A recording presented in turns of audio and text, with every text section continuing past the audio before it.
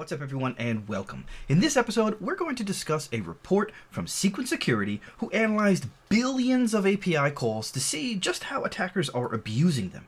APIs make so many things easier, they have become ubiquitous in development.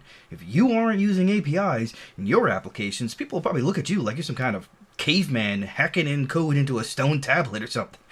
But APIs themselves also make it easier for attackers to do nefarious things like account takeover attacks using techniques including brute force or credential stuffing. Let's see what else we can learn to protect ourselves and others from this report. Oh, drat these computers. They're so naughty and so complex. I could pinch them. An analysis of more than 21 billion application transactions analyzed by Cybersecurity Research or Threat Research Team between June and December of last year, API-based account login and registration transactions increased by 92% to more than 850 million, highlighting the fact that attackers love APIs just as much as developers do.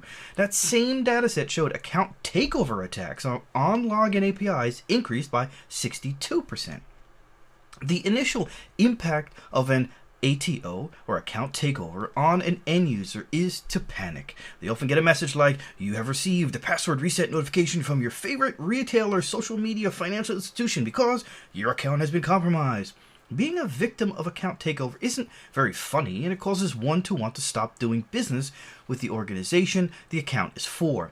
The impact on the business is not only the potential loss of customers, but the impact can be felt directly on the bottom line due to lost sales, infrastructure cost overruns, and damage to the brand. What's up everyone, and thanks again for watching this episode, and congratulations, you're doing a great job by wanting to learn about the API-based cat and mouse game we're talking about today. If you think I can improve on anything, don't forget to leave me a comment in the comment section below. And if you haven't already, subscribe to my channel and smash the bell to be notified when I upload new episodes or I give you insights into the newest important cybersecurity news stories like this one. With my insights, you can be better prepared to protect your company, your family, and yourself against these and other cyber attacks. So hit the subscribe button now and let's continue to learn about this story together. Account takeover techniques have expanded beyond the commonly used hot and heavy, high-volume credential stuffing to include methodical, low and slow attacks using specific usernames and passwords. Now, many of you who watched some of my previous episodes will recognize how they might do this. They would take a database from another data breach that they get through some dark web hacker forum. They take usernames and passwords from other data breaches and they try them on another site. So these patterns are best exemplified in attacks on companies with individuals with a significant social presence, like reviews, recommendations. So they try it on specific people. They try to see what other information they can gather around the internet about this person, and then try to use that information to attack one specific service.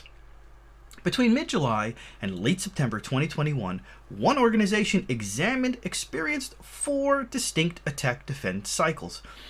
Account takeover mitigation was enabled for this company during the first week of July, resulting in immediate impact, meaning they flipped the switch for this account takeover mitigation, and all of a sudden the attacks dropped. But the bots returned with a vengeance beginning in late July, continuing for nearly 2 months with what we'll call pedal-to-the-metal high-volume attacks consuming up to 80% of all login traffic.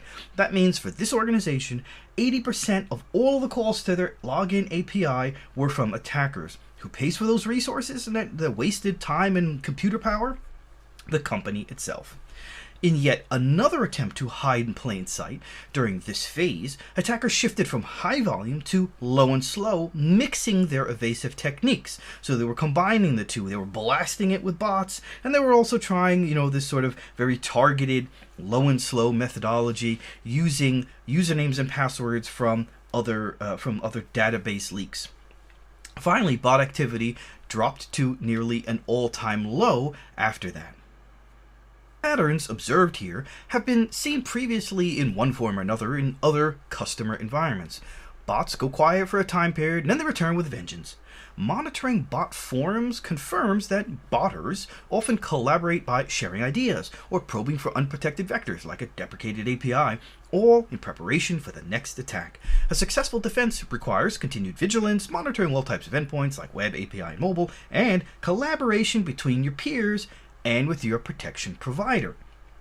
Account takeover is a problem that more and more organizations are facing as threat actors want to steal gift cards or access one-click purchasing and dominate hype sales to buy and resell inventory.